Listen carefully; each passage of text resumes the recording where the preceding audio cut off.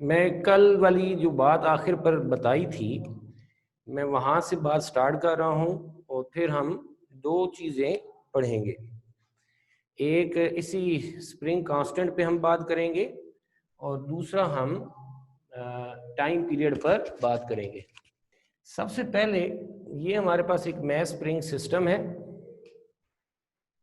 इसमें मैस को मैं मीन पोजीशन से स्ट्रेच करके पॉइंट ए तक लाता हूँ, जिससे स्प्रिंग स्ट्रेच होता है।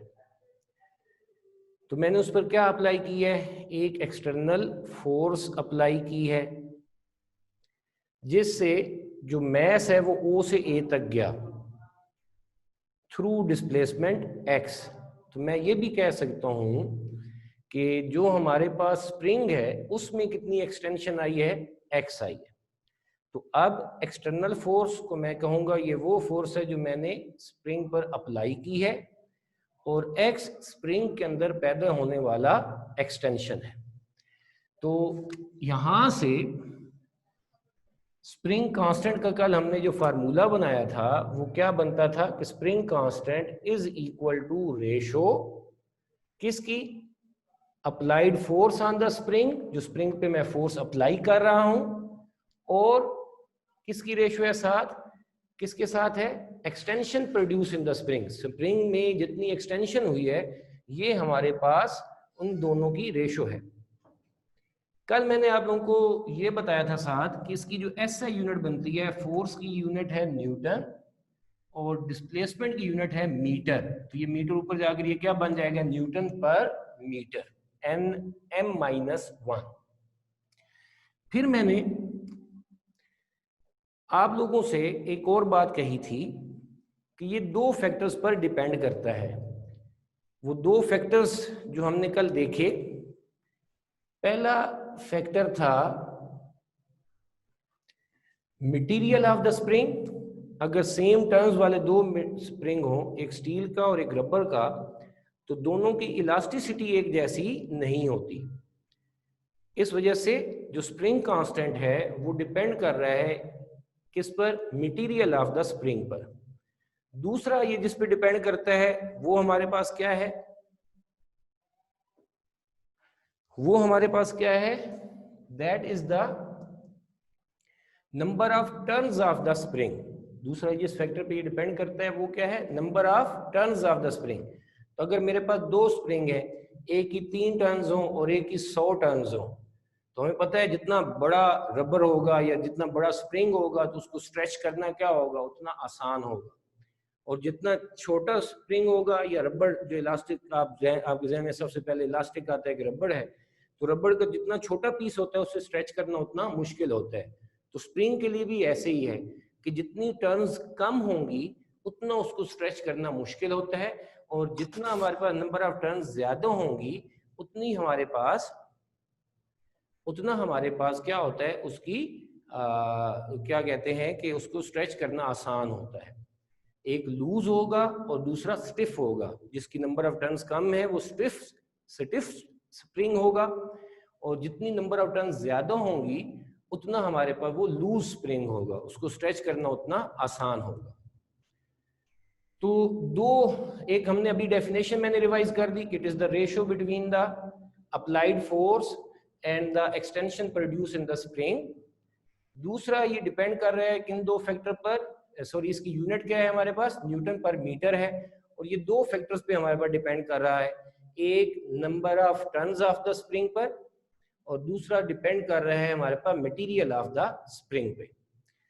फिर कल जाते हुए मैंने मुदस्सर से पूछा था कि अगर मैं फोर्स को डबल कर दूं, मैंने एक स्प्रिंग है उस पर पहले मैंने 10 न्यूटन फोर्स लगाई, फिर मैं 20 न्यूटन फोर्स कर देता हूँ, फोर्स डबल कर देता हूँ, तो क्या उस स्प्रिंग का स्प्रिंग कांस्टेंट चेंज होगा? मुदस्सर आगे है ना? Yes sir. हाँ, चेंज नहीं होगा, कांस्टेंट उतना ही रहता है। शाबाश, गुड। अच्छा, अब जरा देखें इसकी वजह क्या है कि फोर्स को डबल करेंगे तो आपको पता है ना, फोर्स ज्यादा लगाऊंगा तो इसमें एक्सटेंशन भी क्या होगी, ज्यादा होगी, एक्सटेंशन भी डबल हो जाएगी। 2 से 2 क्या हो जाएगा, कैंसिल हो जाएगा। इस वजह से हमारे पास ये क्या रहेगा कि दोबारा वही F/X ही रहेगा, किसी किस्म के इसमें चेंज नहीं आएगा। तो फार्मूला दे के, क्योंकि ये कांस्टेंट ऑफ प्रोपोर्शनैलिटी है, एक स्प्रिंग के लिए, मुख्तलिफ स्प्रिंग के लिए इसकी वैल्यू मुख्तलिफ होगी, लेकिन एक स्प्रिंग के लिए ये क्या है, कांस्टेंट है। और क्या है, कांस्टेंट ऑफ प्रोपोर्शनैलिटी है। तो इसमें अगर हम फोर्स को बढ़ाएंगे तो डिस्प्लेसमेंट भी बढ़ना है इस केस में। तो इस केस में हमें क्या पता चला कि एक स्प्रिंग के लिए स्प्रिंग फोर्स कम करें या ज्यादा करें, उसका जो स्प्रिंग कांस्टेंट है उसकी जितनी वैल्यू है उसने उतना ही रहना है। तो फैक्टर लिखते वक्त वही दो फैक्टर सिर्फ मेंशन करने हैं। फार्मूला दे के ये नहीं कह देना कि ये एक्सटर्नल फोर्स पे भी डिपेंड कर रहा है और डिस्प्लेसमेंट पे भी डिपेंड कर रहा है।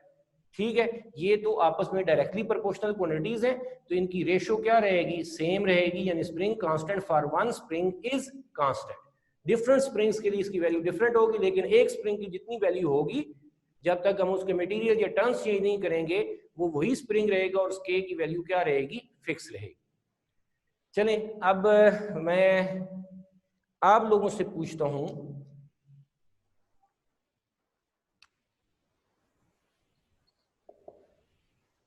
क्वेश्चन में लिख रहा हूं, आपने मुझे फिर इसका कोई जवाब देना है। Which is more elastic? Which is more elastic? Steel spring or rubber spring?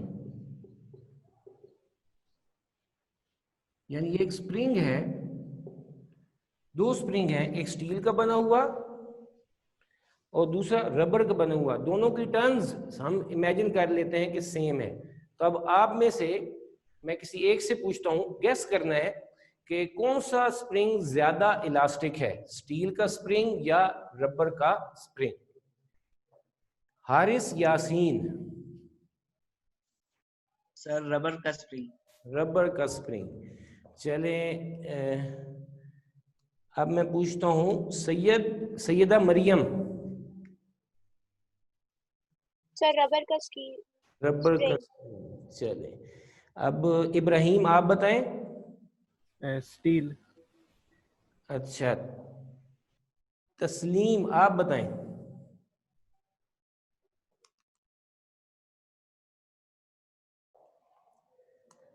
तस्लीम। सर रबर का स्प्रिंग। रबर का स्प्रिंग।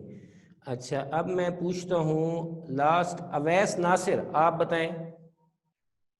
रबर का स्प्रिंग। रबर का स्प्रिंग। अच्छा, अब आप लोगों ने गौर से समझना है, फिर देखते हैं कि किसका आंसर सही है। पहले हमने समझना है कि स्प्रिंग क्या है, या सॉरी, एक और बात जरा देखते हैं। आप लोग जरा इमेजिन करें, आप लोगों ने अब कंस्ट्रक्शन वगैरह, ये रोड्स वगैरह पर होती है, ये कुछ अर्सा पहले मेट्रो वगैरह बनती रही है, तो आप लोगों ने देखा होगा, या आपके घर में बिल्डिंग्स, आप घर बनाते हैं, बिल्डिंग्स बनाते हैं, तो उनके जो ऊपर, जहाँ पर मसलन मेट्रो की एग्जांपल दूं, उसमें इतनी बड़ी गाड़ियां वगैरह गुजरनी है, तो उसमें उन्होंने सरिया लगाया होता है, सरिया, और फिर उनको जॉइंट्स करते हैं ढेर सारा। जॉइंट से वो जो उन पर प्रेशर लगता है उसको कंट्रोल करने के लिए वो लगाए जाते हैं, तो वो सरिया वगैरह उसमें लगाते हैं। अगर उस सरिये की बजाय रबड़ हो, रबड़ हम बिछा दें इलास्टिसिटी के लिए, तो जरा क्या गाड़ियां उस ब्रिज पर चल सकेंगी?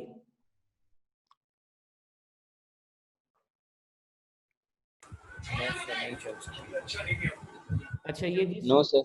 नहीं चल सकेंगी। ये सबील आपका माइक, जहां पर आप बैठे हुए वहां पर कोशिश करें कि ऐसी जगह पर बैठें जहां पर इर्द गिर्द नॉइज ना हो, ठीक है, और हेडफोन वगैरह लगा के बैठें, ताकि इधर जब आप ऑन करें तो किसी किस्म की इधर भी शोर ना पहुंचे, फिर वो सब तक पहुंचता है। ठीक है, आप इतने जबरदस्त तरीके से पढ़ रहे हैं जी। अब जरा ये देखो कि वो जो हमारे पास ब्रिज है, अगर उसमें रबड़ हम इस्तेमाल करें, सरिया, सरिया क्या है, स्टील है, स्टील की बजाय रबड़ इस्तेमाल करें, तो वो तो गाड़ी जब चलेगी तो वो लुढ़कता ही रहेगा। तो इलास्टिसिटी ये होती है कि एक मटेरियल बहुत ज्यादा बोझ बर्दाश्त करे, उस पर हम बहुत ज्यादा फोर्स लगाएं, लेकिन उसमें जो थोड़ी बहुत वेरिएशन आए तो जब वो फोर्स हटे तो वो वापस अपनी ओरिजिनल शेप रीगेन कर ले। अब रबर जो होता है, जो आप ये नोटों पर लगाते हैं, बच्चों जो छोटी बच्चियां होती हैं उनके बालों में वो लगाते हैं, माएँ लगाती हैं, चुटिया बनाती हैं, तो वो क्या करते हैं, इतनी सी फोर्स लगाते हैं यहाँ तक खींचा जाता है। थोड़ी सी फोर्स लगाने से वो ज्यादा स्ट्रेच हो जाते हैं, जबकि उसके मुकाबले में जो स्टील है उसे खींचने के लिए हमें फोर्स क्या चाहिए, ज्यादा चाहिए होगी। ये मेरी बात समझ आ रही है? तो हमने उस मटेरियल को ज्यादा इलास्टिक समझना है। जो ज्यादा इलास्टिक वही होता है जिस पर हम फोर्स बहुत ज्यादा लगाएं, उसमें थोड़ी बहुत जो डिफॉर्मेशन हो, उसके बाद अपनी फोर्स हटाने से वो वापस अपनी ओरिजिनल शेप रीगेन कर ले। अब कभी आप किसी बड़े ब्रिज पर से गुजरे हो, कहीं आप सैरो तफरी के लिए गए हैं, तो ब्रिज के सेंटर में खड़े हो, तो जब वो गाड़ियां गुजरती हैं तो आप देखें तमाम ब्रिजेस अच्छे खासे वाइब्रेट करते हैं। हसनैन मौजूद हो? हसनैन लगता है आज एब्सेंट है। तो हमारे पास जितने भी ब्रिज होते हैं उन पर से जब गाड़ियां गुजरती हैं तो आप देखें उसके दरमियान में आप खुद जाके वहां पे खड़े हो, ऑब्जर्व करें, वो ऐसे वाइब्रेट कर रहे होते हैं। क्योंकि अगर वो वाइब्रेट नहीं करें तो उनमें लचक नहीं होगी, इलास्टिसिटी नहीं होगी, तो वो ज्यादा हार्ड होंगे। तो जितना बोझ उन पर से गुजरता है, लोडेड ट्रक गुजरते हैं, तो वो तो उधर से ही उसका कंक्रीट वो क्या होगा, वो बजरी वगैरह टूट के वो ब्रिज ही टूट जाए। तो अब उसमें सरिया रखने की वजह यही होती है कि जब गाड़ियां गुजरें तो उसमें लचक आ जाएगी, इलास्टिसिटी आ जाएगी, वो बहुत सारा बोझ बर्दाश्त करें। थोड़ा सा वो उनमें डैम्पिंग होगी, उनमें थोड़ी सी डिफॉर्मेशन होगी, लेकिन जैसे गाड़ी आगे क्रॉस करेगी वो वापस आ जाएगा। तो हमारे जहन में ये बात बिल्कुल क्लियर होनी चाहिए कि वो मटेरियल जो ज्यादा फोर्स जिस पर हम लगाएं वो थोड़ा सा डीफॉर्म हो, लेकिन फोर्स हटने के बाद वो वापस अपनी शेप रीगेन कर ले, वो हमारे पास मटेरियल क्या होगा, वो ज्यादा इलास्टिक होगा। इसीलिए जितनी भी गाड़ियां हैं उनके शॉक अब्जॉर्बर्स जो होते हैं, इवन आप लोग जो साइकिल चलाते हैं, ये माउंटेन बाइक्स जो साइकिल्स होते हैं, रेसिंग साइकिल्स जो होते हैं, उनके आगे शॉक्स लगे होते हैं, स्प्रिंग लगे होते हैं, वो भी किसके लगे होते हैं, स्टील के लगे होते हैं। अगर उसकी जगह पर रबड़ के लगे हो तो वो तो फौरन ही टूट जाए। तो हमारे पास ज्यादा इलास्टिक मटेरियल कौन सा होगा जिस पर हम बहुत फोर्स अप्लाई करें, थोड़ी सी डिफॉर्मेशन हो, थोड़ा सा वो स्ट्रेच या कंप्रेस हो, तो उसके अंदर हमारे पास उस मटेरियल के अंदर अपने आप को वापस शेप रीगेन करने की एबिलिटी ज्यादा अच्छी होगी, वो परमानेंटली डैमेज नहीं होगा। ठीक है, तो अब मैं इस तरह से कह देता हूं, मैं पहले इधर लिखता हूं, फिर आपने भी लिखना है, लेकिन पहले समझना है। ये छोटी सी बात है, बुक में नहीं है, वेरी इंपॉर्टेंट क्वेश्चन, कई दफा आ चुका है। स्प्रिंग कांस्टेंट के ये रेशो है दो चीजों की, एक अप्लाइड फोर्स जो हम स्प्रिंग पे फोर्स अप्लाई कर रहे हैं, दूसरा उसमें जो एक्सटेंशन आ रही है। अब मैं यहां पर दोबारा इसे मिटा के लिख रहा हूं कि अब स्टील का स्प्रिंग होगा तो उस पर मैं बहुत ज्यादा फोर्स अप्लाई करूंगा, उसमें थोड़ी सी डिफॉर्मेशन होगी, यानी ऊपर फोर्स बहुत ज्यादा लगाएंगे, नीचे डिवाइड होने वाली वैल्यू यानी एक्सटेंशन या कंप्रेशन ये कम होगा, तो ऊपर बड़ी वैल्यू न्यूमरेटर में, तो यहां पर स्प्रिंग कांस्टेंट की वैल्यू भी क्या आएगी, ज्यादा आएगी। जबकि ये मैं स्टील के लिए लिख लूं।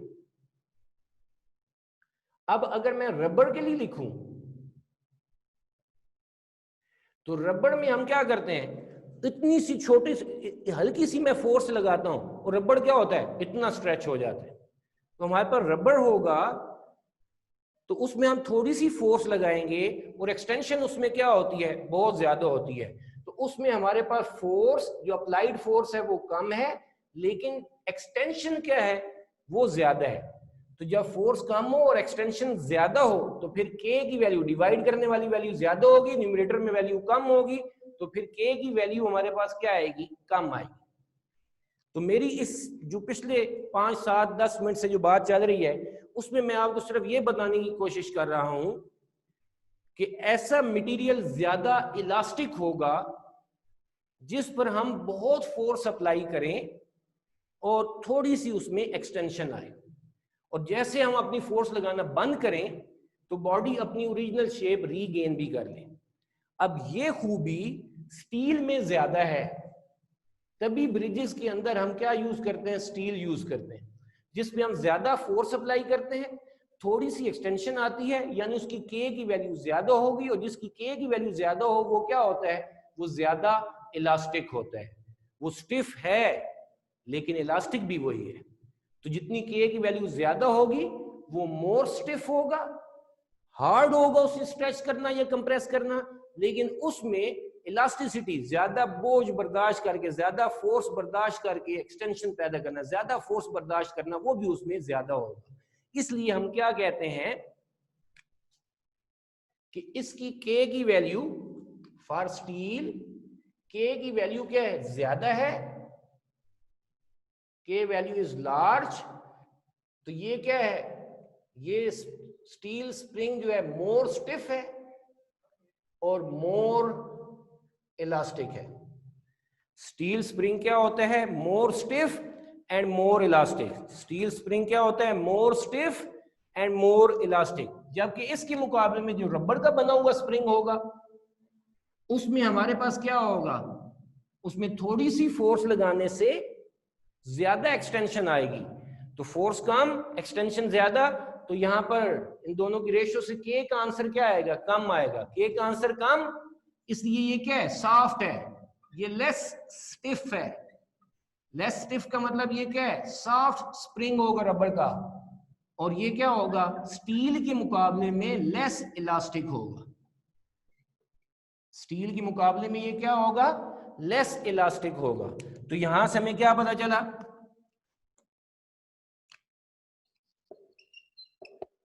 विच is more elastic, steel spring और रबर स्प्रिंग। तो हमारा जवाब क्या होगा, steel spring is more elastic than rubber spring because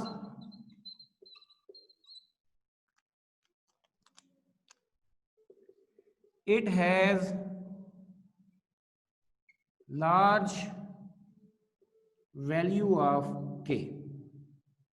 steel spring ज्यादा इलास्टिक है क्योंकि इसकी K की वैल्यू ज्यादा है, और यहां पर मैंने उसे एक्सप्लेन भी कर दिया, ये भी आप लोगों ने साथ लिख लेना है। आप लोग जल्दी से लिख लें, और जिसका कोई क्वेश्चन है वो मेरे से पूछे। क्लास है हाँ?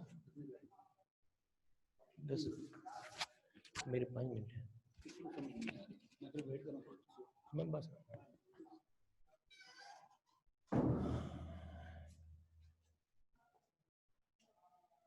हमजा जी हाँ, मेरा सोना समझ आई है ये बात? जी समझ आ गई जी, किसी और का कोई क्वेश्चन है वो मेरे से पूछें ताकि हम फिर आगे बढ़ें।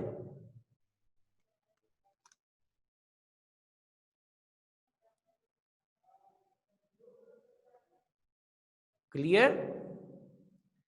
क्या मैं मिटा सकता हूं? No sir. ये तो फिर मसला है, टाइम बहुत सर कम। बस 1 मिनट।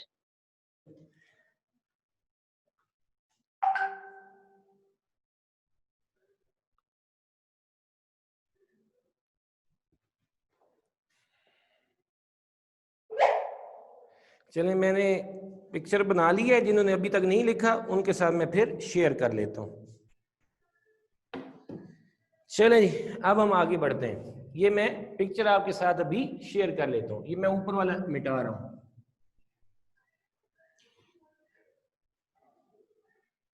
चलें जी, अब सारे इधर देखें।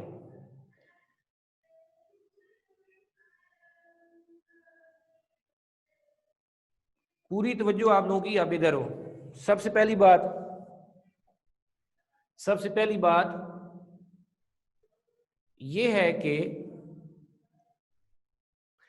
आप लोगों ने कल एक डेफिनेशन पढ़ी थी, किसकी भला, टाइम पीरियड की। टाइम पीरियड क्या होता है, it is the time in which a vibrating body completes its one vibration। Vibration क्या होती है कि मैं स्प्रिंग सिस्टम या ये मेरा हाथ है, इसको मैंने यहां से रिलीज किया, ये इधर गया और यहां पर वापस उसी पॉइंट पर पहुंच जाए जहां से मैंने इसको रिलीज किया या स्टडी करना शुरू किया था। तो ये उसका एक राउंड ट्रिप है पूरा। इसके बाद अब इसकी मोशन रिपीट होगी, तो इस रेपिटेशन से पहले पहले उसका ये जो कंप्लीट एक चक्कर है, राउंड ट्रिप है अबाउट द मीन पोजीशन, इसको हम क्या कहते हैं, वन वाइब्रेशन कहते हैं। और एक वाइब्रेशन मुकम्मल करने में जितना टाइम लगता है उसे हम क्या कहते हैं, टाइम पीरियड कहते हैं। उसे हम क्या कहते हैं, टाइम पीरियड। आप जब फर्स्ट ईयर में जाएंगे तो वहां पर इस टाइम पीरियड का जो फार्मूला भी मैं लिखूंगा मैथ स्प्रिंग सिस्टम के लिए, ये आप लोग प्रूफ करेंगे। अभी इस क्लास में हमारा प्रूफ करना टास्क नहीं है, हमने उस टाइम पीरियड को देखना है, उसके फार्मूले को देखना है, वो किन फैक्टर पे डिपेंड कर रहा है उसको स्टडी करना है, और उसमें कुछ हमने क्वेश्चन छोटे छोटे से इवेल्युएट करेंगे। तो क्वेश्चन लिखें आप लोग, व्हाट इज फार्मूला फॉर